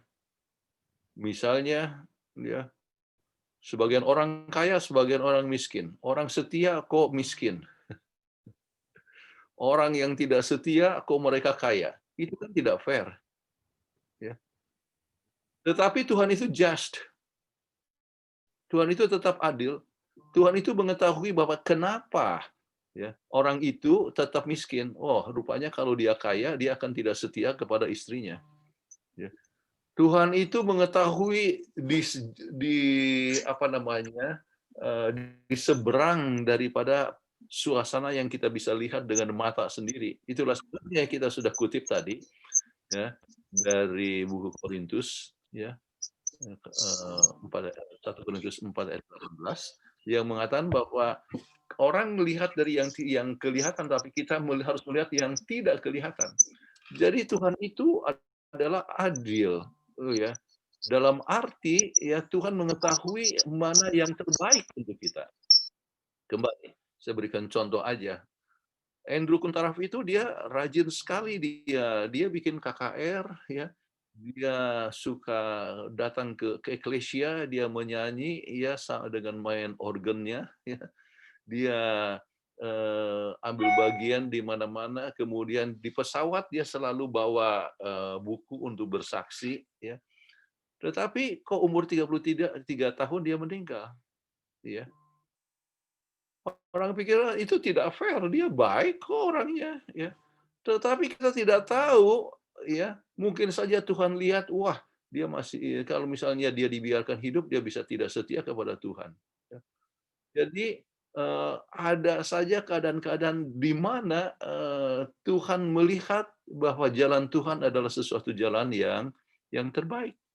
Ya. Jadi yang kita tidak lihat, tetapi kita hanya percaya kepada Tuhan dan kita katakan God is just. Ya. Sometimes He's not fair. tidak fair, ya, tetapi Tuhan itu adil. Tuhan itu mengetahui mana yang terbaik untuk kita. Oke, jadi mudah-mudahan ini menjawab kepada pertanyaan, ya, bahwa mengapa kelihatan Tuhan itu yang sama itu bertindak seperti berbeda, ya, sebab kita tidak bisa melihat, ya, keadilan Tuhan, ya. Yang kita lihat bahwa Tuhan itu seperti tidak fair, ya. Tetapi Tuhan itu adil sebab Tuhan mengetahui masa depan, ya. He knows the end from the beginning, ya. Itulah yang boleh saya berikan. Ya, terima kasih Oke. untuk jawabannya. Terima kasih. Berikut ini Silakan lagi Ibu Peggy. Ya, saya akan berikan kesempatan kepada yang raise hand. Di sini tadi sebelum Pak Lodi ada Ibu Yano ya, Tamrin. Tapi bolehkah dibuka videonya kalau mau bertanya? Bu, silakan. Ya, silakan. Pak Pendeta, ini sih saya punya pengalaman. Saya cuma mau bertanya, agak bingung aja ya. Saya udah ada 4 kali kejadian, ada orang datang ke rumah. Kebetulan kami orang Chinese gitu ya, tinggal di lingkungan Betawi lah, banyak kan Muslim di sini. Nah mereka datang, ada yang bawa anaknya sakit, kayak begitu. Terus udah gitu sama semangkok blau. Terus mungkin semangkok apa? Blau biru buat yang blau. Blau. Oke. Biru. Terus dia sakit gondongan orang itu di lehernya. Terus minta ditulisin huruf Cina katanya. Kepercayaan mereka itu bisa sembuh. Itu setiap hari Sabat waktu itu ada 4 kali orang datang ke rumah. Saya sama suami, waduh, ini gimana nih? Jangan sampai seperti kesan itu mistik ya. Saya bingung. Nah, yang jadi pertanyaan. Lalu ya saya sih cuma bilang aja, ya kan, saya akan berdoa secara agama saya. Saya agama Kristen dengan Tuhan saya yang bisa menyembuhkan. Nah, tapi dia minta ditulisin di lehernya. Ya, ditulis acak-acak aja. Kayak begitu kan. Tulisan apa nggak tahu. Ya udah kita doakan aja. Terus udah gitu, ya setelah itu saya jalan-jalan ketemu berapa hari kemudian orang itu pada sembuh. Yang jadi pertanyaan saya bingung. Saya melakukan itu, apakah mereka itu seperti spiritisme ya? Kalau saya bilang, apakah itu mengiyakan kepercayaan spiritisme mereka berbuat seperti itu? Atau gimana nih Pak Pendeta? Oke, terima kasih. Sekarang dia sembuhnya, ya, apakah oleh sebab belaunya itu, ya, jadi atau pengaruh daripada belaunya itu, atau oleh sebab dia punya kepercayaan itu, ya, sebab ada hubungan antara ya pikiran, ya, dengan kesehatan tubuh. Sugesti. Ya. Jadi sugestik, ya. Jadi saya ambil contoh, ya, dulu saya dengar, ya, ada pengalaman daripada Dr. Cipto Mangunkusumo, ya. Ada orang dari kampung datang, kemudian sakit, kemudian dikasih resep, ya. Dan orang itu tidak tahu itu resep itu adalah untuk ambil obat, ya. Jadi dia bakar itu resep, kemudian abunya dia dengan air dia minum, kemudian sembuh. Dia oleh sebab apa? Oleh sebab dia punya sugestik itu, ya, oleh sebab pikiran, ya. Jadi itu pengaruh kepada pikiran dan sebagainya. Yang kita maksudkan dengan okultisme itu adalah hubungan dengan bertemu dengan orang mati, ya. Seperti kalau di Indonesia dulu, mungkin juga sekarang ada istilah jailangkung, ya. Jalangkung, jalakse. Itu termasuk artinya berhubungan dengan setan sebetulnya. Oke, berbahaya sekali. Oke. Kemudian jadi buka artinya lebih daripada hanya sekedar kepercayaan tertentu. Kepercayaan kalau kepercayaan kepada kuasa orang mati, nah itulah ya yang disebut okultisme, ya berhubungan, ya dan spiritualisme, ya berkomunikasi. Tetapi kalau misalnya dengan artinya seorang meyakini sesuatu, misalnya dengan blau ini kalau dikenakan di sini, ya kemudian dia akan sembuh, ya itu ada Asal tulisan huruf tulisannya. Chinese itu, dan yang melakukan itu orang Chinese katanya itu pasti Iya, sembuh. ya. Kayaknya Ya, saya tulisannya itu kalau misalnya Anda disuruh lagi tulis aja nama Yesus di situ. Oke. Jadi itu saya tidak melihat sebagai suatu hubungan dengan orang mati, ya, atau hubungan dengan setan, tetapi itu adalah suatu tradisi. Tetapi kita harus berhati-hati juga, ya. Jadi apa yang Anda katakan, ya, yang Yana katakan bahwa saya akan berdoa dengan kepercayaan saya, itu adalah satu hal yang bijaksana, ya. Dan berdoa, dan kalau misalnya dia sembuh, artinya mungkin Yana mempunyai ya karunia ya rohani dalam menyembuhkan. Ada orang yang orang lain berdoa tidak ada kuasa, tetapi ada orang yang punya karunia rohani yang menyembuhkan, seorang itu bisa sembuh pada saat dia berdoa, ya. Jadi ini adalah satu hal yang berhubungan dengan hubungan secara karunia rohani, ya, tetapi bukan oleh sebab huruf Chinese-nya itu. Oke. Oke. Baik, Pendeta. Pak Pendeta. Ya, baik, Pendeta. Selanjutnya saya mau kasih kepada di chat masih ada, tapi Pak Lodi Surentu, silakan di-unmute. Iya. Baik, terima kasih. Selamat sahabat. Selamat sahabat. Ini bagaimana dari Palu? Terima kasih. Tadi Palu atau Poso ya? Palu. Saya Palu. Palu. Ya. Oke. Di bagian akhir tadi ada presentasi yang mengatakan pertanyaan untuk didiskusi. Halo. Okay. Ya. Ya, silakan. Bagaimana kita terhadap para pemimpin kita yang sekiranya keliru dalam tindakan. Saya mau coba ambil sedikit perbandingan dengan gereja yang beraliran karismatik. Saya beberapa kali bahkan sering diberikan kesempatan untuk berkhotbah di gereja-gereja besar di Kota Palu. Sehubungan dengan kapasitas saya Ketua BAMAK, Badan Musyawarah Antar Gereja Kota Palu, saya diberi kesempatan, dan itu hanya oleh pendeta yang tentukan. Bukan oleh majelisnya, tetapi pendeta. Banyak kali hanya pendeta yang mengambil keputusan. Kemudian saya bisa berkhotbah di sana.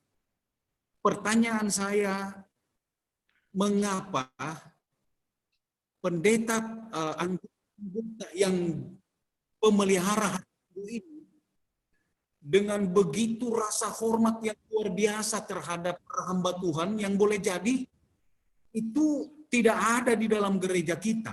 Kenapa? Karena mau menentukan seorang yang tidak dikenal, boleh bilang hanya dikenal oleh pendeta, itu tidak mudah untuk pergi berkhotbah. Nah, yang saya katakan adalah bagaimana rasa hormat mereka kepada pendeta itu luar biasa. Dan itu saya mau katakan itu tidak sudah berkurang di gereja kita. Kenapa sampai seperti bisa terjadi? Apakah ada hubungannya dengan apa yang Sir sampaikan dalam presentasi tadi? Kira-kira bagaimana, Sir? Rasa hormat umat Tuhan sudah begitu kepada para hamba Tuhan yang melayani. Apakah ada hubungannya dengan presentasi? Terima kasih. Oke. Ya, soal hormat.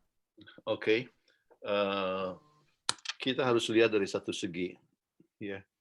Yang pertama adalah sebab takut atau segan, ya. Ada oleh sebab, ya, seorang itu memang sudah menjadi sahabat, ya, sehingga hubungan itu baik, ya. Nah, hubungan di kalangan orang Advent itu adalah hubungan yang akrab, ya, makan sama-sama dan sebagainya. Sehingga oleh sebab itu kadang-kadang, ya, rasa segan itu agak berkurang. Namun ada bedanya kadang-kadang oleh sebab hubungan dengan daripada gereja-gereja yang lain, oleh sebab hubungan dengan pendeta seperti hubungan dengan Tuhan, dalam arti pendeta itu membawa suara Tuhan. Jadi dengan demikian mereka jadi agak bukan hanya hormat tapi takut, gitu. Nah sekarang apa yang sebetulnya diharapkan oleh sebagai anggota Advent? Ya, kalau kita baca kepada hukum yang kelima dan tulisan daripada Patriarch and Prophets, ya, mulai dari halaman 304, 305, Patriarch and Prophets ini dalam bahasa Inggris, ya, tentang hukum yang kelima yang mengatakan hormatilah, ya, akan bapa dan ibumu. Kemudian dalam penjelasannya termasuk menghormati akan, ya, orang tua dan orang yang dipercayakan di dalam membawa firman Tuhan, ya, termasuk artinya para pendeta, disebutkan ministers, ya. Jadi sebetulnya, ya, perasaan hormat kepada pendeta termasuk di dalam hukum yang kelima. Sebab itu berhati-hati, ya, dengan mereka yang sudah coba mengkritik akan pendeta-pendeta, ya, dan coba mencari-cari salah pendeta, ya. Saya bukan berarti bahwa pendeta sudah sempurna, ya. Dan banyak pendeta yang senang untuk mendapatkan kritik dan sebagainya untuk perbaikan, ya. Tetapi ada juga, ya, pendeta yang tidak suka untuk dikritik, ya. Tetapi ada pendeta yang sedang untuk dikritik supaya dapat melayani hal yang lebih baik.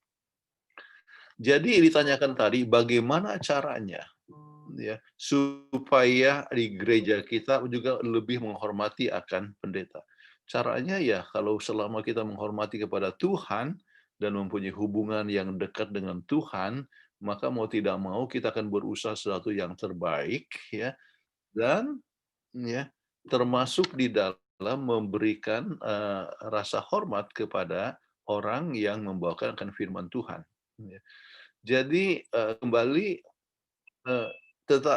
saya tidak mau supaya dengan kesan bahwa pendeta itu harus berbeda daripada biasa, sebab kita mempunyai suatu hubungan yang akrab, ya, dan dalam keadaan akrab kadang-kadang kita bisa berguru bersama-sama, ya. Jadi kalau berguru bersama-sama itu adalah satu perkara yang baik, ya.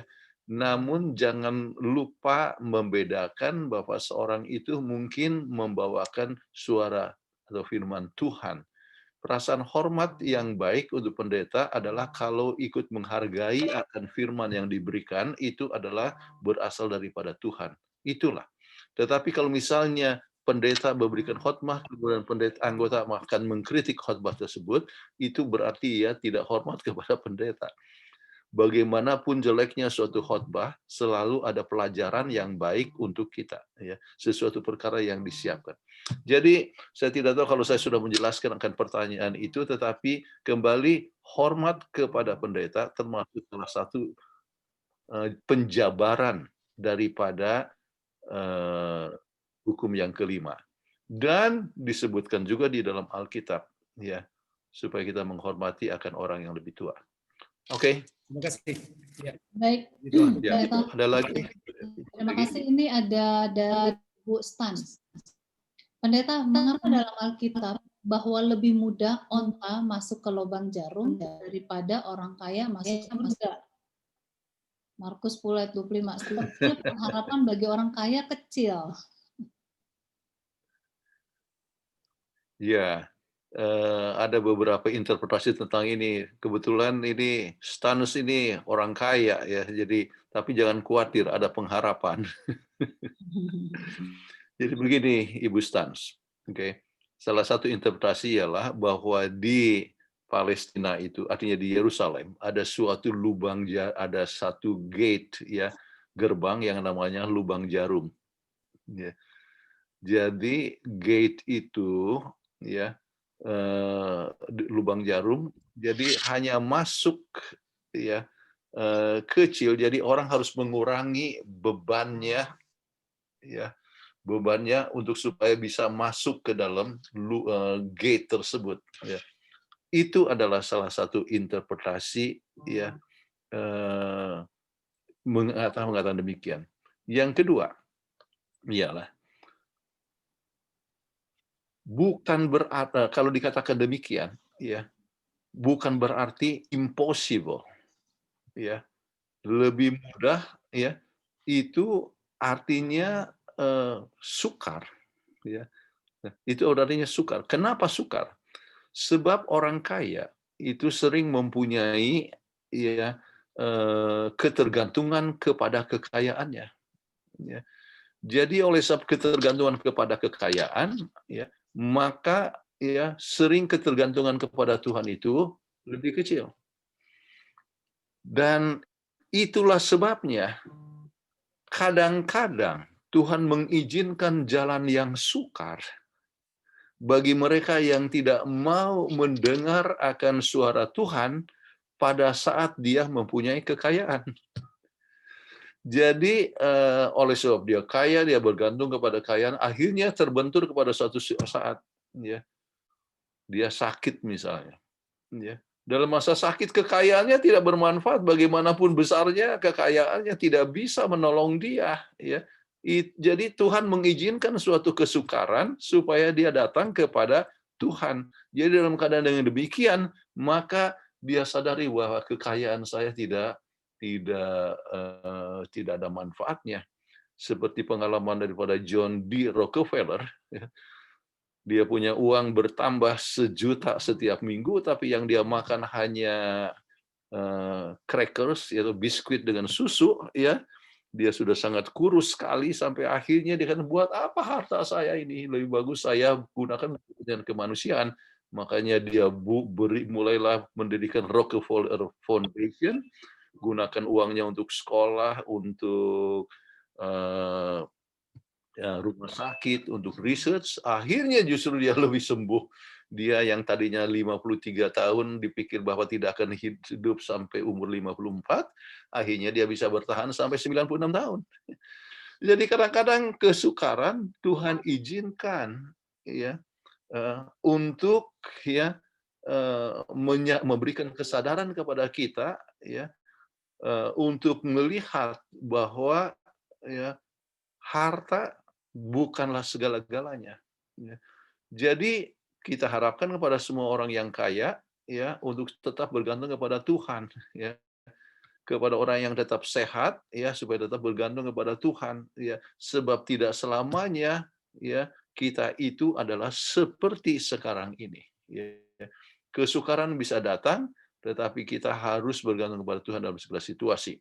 Ada satu kata-kata yang digunakan oleh C.S. Lewis beberapa tahun yang lalu, dikatakan begini ya, calamities is the echo of God's voice ya. Jadi malapetaka adalah gaung dari suara Tuhan. Kenapa gaung dari suara Tuhan ya? Supaya dalam masa malapetaka kita disadarkan, wah harta saya rupanya tidak bermanfaat di sini. Orang yang sudah COVID ya, bagaimanapun banyaknya uang di bank ya, apalagi sudah dia punya paru-paru sudah terlalu banyak, dia punya virus ya, sudah sebagian sudah tidak bekerja, mau tidak mau menyadari bahwa hanya Tuhanlah yang berkuasa. Hanya bergantung kepada Tuhan. Jadi itu maksudnya Ibu Stans ya. supaya kita dapat lebih bergantung kepada Tuhan, bukan berarti tidak mungkin, sebab banyak sekali orang kaya di Alkitab ya. Si Ayub kah, atau apakah itu Abraham lah ya, ataupun juga banyak orang-orang yang mempunyai banyak harta ya, yang datang kepada Tuhan ya. Tetapi yang penting ialah pada saat kita ada harta, pada saat kita tidak ada harta, kita perlu datang kepada Tuhan. Takut kepada Tuhan, ya, maka kita tidak perlu takut akan hal yang lain. Baik, terima kasih Pendeta. Ini di chat ada 1, 2, 3, kemudian ada yang raise hand. Ini pertanyaan dari Saudara Immanuel Supadang, sepertinya sudah terjawab tadi ya, sebelumnya ya. Mirip-mirip ini. Ini tentang spiritisme. Adalah benar bahwa spiritisme sekarang sedang mengubah bentuknya dan mengenakan jubah kekristenan. Jika sebelumnya dia menyangkal Kristus dan Alkitab, sekarang dia mengaku menerima kedua-duanya. Ini dalam Kemenangan Akhir, halaman 56. Apa maksud sebelumnya dia, dalam tanda kurung, setan, menyangkal Kristus dan Alkitab? Sekarang setan mengaku menerima kedua-duanya. Apa relasi pernyataan ini dengan spiritisme? Mohon pencerahannya, Sir. Baik, dulu itu kalau dikatakan sama seperti zaman Ahas, ya. Wah, ini ada yang harus di sudah mute. Oke. Jadi ada pada zaman seperti zaman Ahas, dia kan tidak percaya kepada Tuhan, ya. Dia percaya kepada orang yang mati dan penyembahan kepada orang mati dan sebagainya, mengorbankan anaknya sendiri dan sebagainya. Jadi dengan demikian bahwa dulu atau sampai kepada zaman Mrs. White juga, itu mereka percaya kepada orang mati, tidak percaya kepada Tuhan. Tetapi apa yang dibuat adalah oleh Mrs. White disebutkan pada akhir zaman spiritisme berubah bentuk. Berubah bentuk artinya dia sekarang masuk di dalam kekristenan sampai menjadi salah satu dari gereja Kristen. Kalau lihat dalam ensiklopedia, ya, buka Spiritualist Church, ya, kita akan dapatkan, ya, itu adalah gereja, tetapi gereja apa? Spiritualist. Ya. Jadi dikatakan mengakui akan Tuhan. Bukan berarti bahwa mengakui Tuhan di dalam arti bergantung sepenuhnya kepada Tuhan, tetapi dia tetap berkomunikasi dengan orang mati. Ya. Jadi sekarang dia menggunakan nama gereja. Ya. Jadi itulah yang dimaksudkan. Ya. Dan makin lama akan makin banyak, dan dia akan membuat banyak sekali mujizat. Ya. Mungkin saya akan singgung juga dalam seminar hari Minggu. Mungkin nanti disebutkan juga Pak Ibu Peggy bahwa kita ada seminar hari Minggu ya. Ya. Jadi kita akan singgung juga tentang apa yang terjadi di akhir zaman tentang spiritualisme ini, ya, bahwa betul pakai nama gereja, pakai nama gereja artinya sebutkan percaya kepada Tuhan, tetapi juga percaya kepada setan, artinya kuasa orang mati itu kan kuasa setan. Jadi itulah cara daripada setan di dalam memutarbalikkan kebenaran, ya. Di dalam buku saya tidak bawa itu Final Event, ya, peristiwa-peristiwa zaman akhir dalam tulisan Mrs. White ada satu pasal khusus, ya, penipuan setan di akhir zaman, ya. Baca itu satu pasal, ya. Jadi buku itu membahas tentang berbagai macam pergerakan-pergerakan di akhir zaman menggunakan kuasa spiritualisme. Ya, spiritualisme. Oke. Baik, Pendeta. Sudah waktunya sudah lewat ya, Ibu Peggy. Iya, betul. Ini masih ada satu pertanyaan di chat dan juga dari Pak Bernard raise hand. Satu aja ya, Pendeta ya. Satu dari ini Pak Walbin Sagala. Siapa yang menegur pemimpin kita ketika dia salah dan bagaimana caranya? Raja Ahaz ditegur oleh Nabi Yesaya karena tidak menurut atau percaya, salah membuat keputusan, dan akibatnya menderita bangsa Yehuda. Itu Pendeta boleh jawab tuh, Pendeta boleh jawab lagi, karena apakah orang Advent tidak percaya kepada spiritisme? Ini dari Ale Raffles ya. Apakah orang Advent tidak percaya kepada tapi lewat spiritisme? Selalu ini dari Jadi ini pertanyaan pendeta boleh dijawab dengan cepat. Setelah itu saya akan berikan kesempatan kepada Saudara Bernard yang raise hand. Dan Saudara Bernard, pertanyaannya tolong disiapkan, jangan panjang-panjang karena waktunya sudah silakan. Silakan. Oke. Yang pertama apa tadi?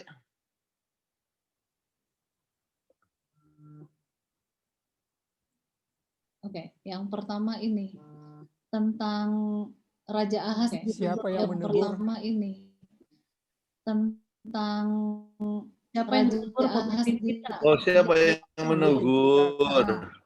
Oke. ketika dia salah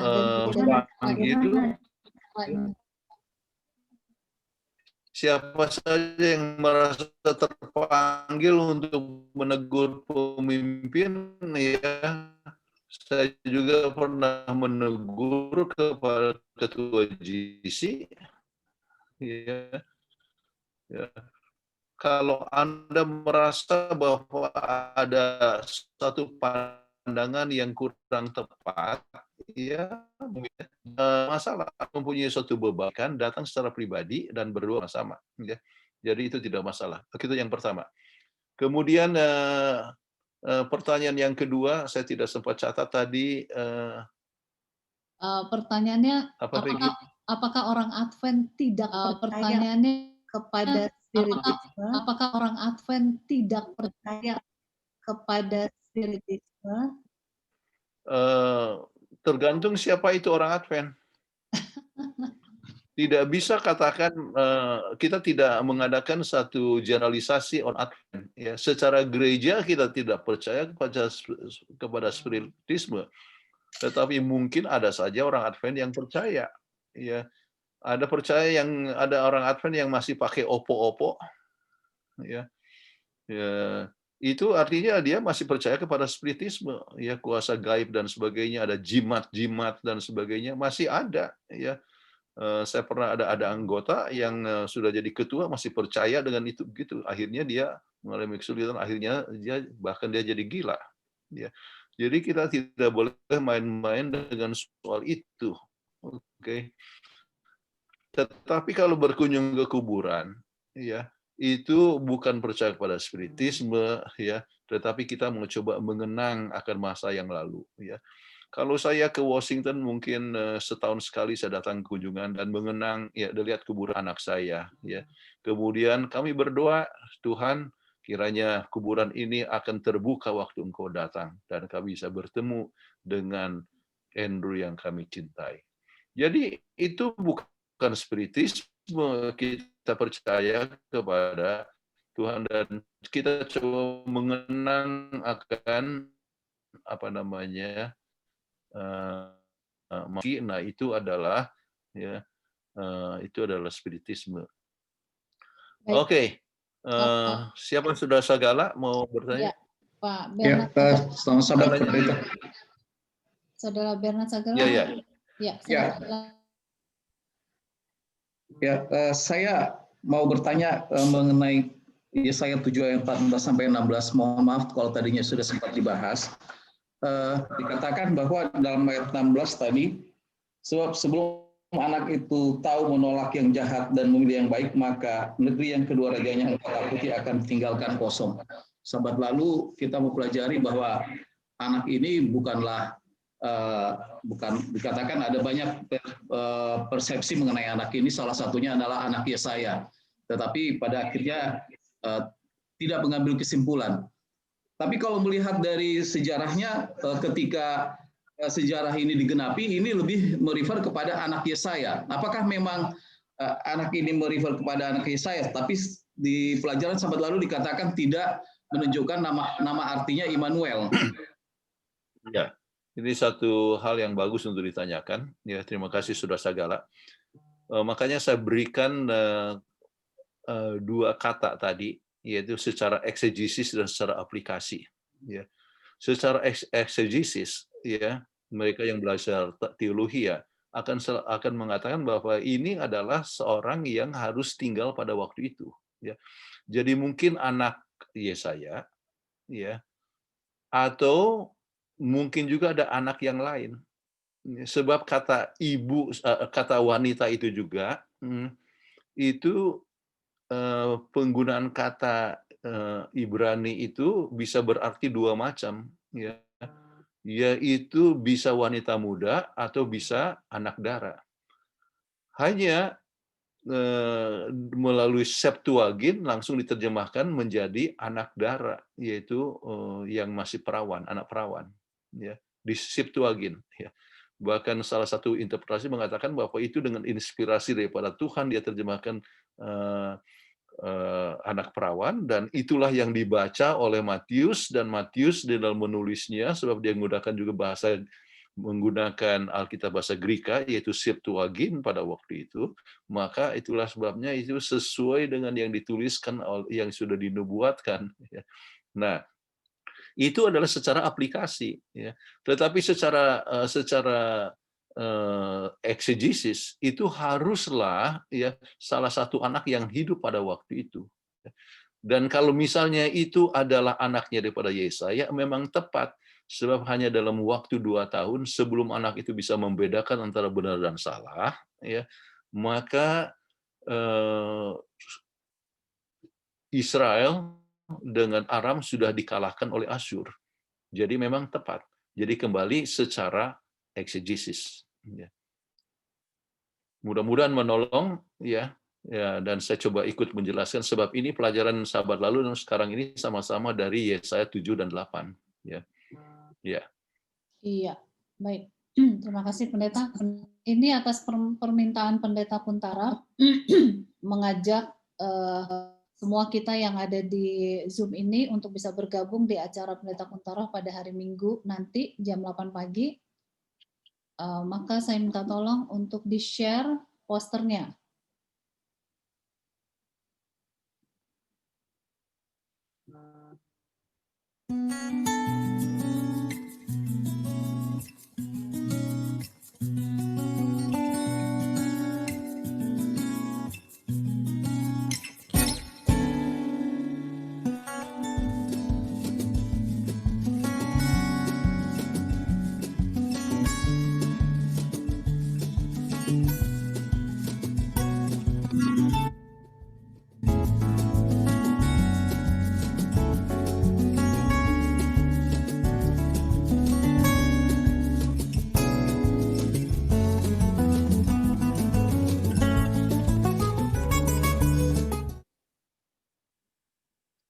Iya, jadi diharapkan semua bisa mengikuti acara dari Pendeta Kuntara sebagai narasumbernya pada hari Minggu mendatang jam 8 pagi waktu Indonesia bagian Barat.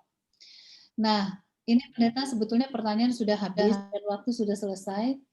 Tadi dari Pendeta Togar Simanjuntak rupanya bertanya, tapi dia tidak raise hand dan juga tidak menuliskan pertanyaannya di chat. Jadi mohon maaf Pendeta Togar, untuk sahabat depan kalau mau tanya langsung raise hand, pencet raise hand biar kelihatan, atau tuliskan pertanyaannya di chat, ya.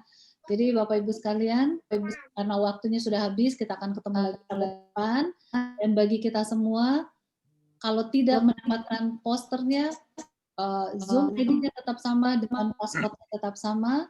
Hari Jumat jam yang sama juga jam 7 malam kita akan bergabung bersama-sama untuk belajar pelajaran yang kelima ya, sahabat depan ya. Oke, kita akan belajar sama-sama. Dan yang ada di WhatsApp group boleh tuliskan pertanyaannya setiap hari kalau mau bertanya di WhatsApp group. Nanti Pendeta Kuntara akan menjawab. Ataupun yang ada di Telegram group ya. Jadi itu saja, dan kami mau mengucapkan terima kasih kepada semua yang telah menolong untuk jadi co-host, untuk admit, dan juga kepada Ibu Doli, Bapak Ferdinand yang sudah membacakan ayat, dan doa buka oleh Bapak Victor. Terima kasih Pak Victor. Dan bahan pada malam hari ini, seperti biasa akan saya taruh di WhatsApp group dan Telegram, baik PowerPoint-nya maupun rekamannya. Jadi pastikan jangan tidur dulu, temenin saya mengerjakannya sampai sudah tiba di grup, boleh diambil dan boleh menjadi berkat untuk besok ya. Jadi sekali lagi terima kasih dan kita akan ketemu sampai depan dan kita akan tutup perjumpaan ini. Terima kasih Pendeta Kuntaraf yang sudah membawakan pelajaran dan ada yang mau disampaikan? Saya mau sampaikan sesuatu, Ibu Peggy. Silakan. Siapa tahu ada di antara saudara-saudara yang senang dengan Bible Study dalam bahasa Inggris, ya. Setiap hari Minggu malam jam 7 ada Bible Study dalam bahasa Inggris dan ya sudah cukup lama berlangsung. Tetapi pada mulai minggu depan, ya kita akan bahasnya itu dari buku Wahyu, ya, tapi dalam bahasa Inggris ini. Jadi siapa yang rindu mau belajar dalam bahasa Inggris Alkitab itu minggu depan itu dengan satu tema Revelation of Hope, ya, yaitu Revelation of Hope untuk 26 minggu, ya, setiap hari Minggu jam 7, ya. Tetapi hari Minggu besok ini akan tetap kita belajar juga dalam bahasa Inggris. Untuk yang selama ini biasa ikut atau siapa saja nanti bisa lihat dia punya link, ya. Oke. Terima kasih Ibu Peggy yang sudah menjadi host yang baik, Ya, yang kita akan menjadi tutup. moderator yang baik. Terima kasih Pendeta. Kita akan tutup perjumpaan kita dengan doa tutup. Kami undang kesediaan dari Pendeta Fabio Rumagit untuk berdoa. Pendeta Fabio masih di sini kah? Baik, baik. Ya, silakan. Mari kita berdoa sama-sama. Mari kita berdoa. Bapa di surga, terima kasih sudah berbicara melalui pelajaran sekolah Sabat yang dibawakan oleh Pendeta Kuntaraf. Biarlah pelajaran ini akan mengangkat iman kami. Kami lebih setia lagi dengan Tuhan. Kami lebih mengandalkan Tuhan. Berkati hamba Tuhan Pendeta Kuntaraf di dalam pelayanannya. Berkati semua yang mendengarkannya. Kami bertemu dengan nyenyak malam hari ini dan dapat berbakti besok hari untuk menjalankan hari Sabat. Berkati juga Ibu Peggy yang menjadi host acara ini, keluarganya, bahkan semua kami serahkan hidup kami ke dalam tangan Tuhan. Dalam nama Yesus Kristus kami berdoa. Amin. Amin. Terima kasih. Terima kasih. Terima kasih Pendeta. Terima kasih Pendeta Kuntaraf. Terima kasih. Terima kasih. Terima kasih Bu Peggy. Terima kasih Selalu. Tuhan Yesus berkati selalu. Sobat kita yang di Indonesia. Terima kasih semuanya. Dan semua Pak Utara. Dan Bapak Ibu tadi Pendeta Fabio baru sembuh dari COVID, jadi kita bersyukur ya bahwa sudah bisa sembuh. Amin. Terima kasih atas doa-doanya. Ya, terima kasih Pendeta Fabio, puji Tuhan. Maaf, sambunan juga. Ya. Terima kasih semuanya, kita ketemu lagi. Tolong tunggu di grup. Ya, Christian, tolong tunggu di grup.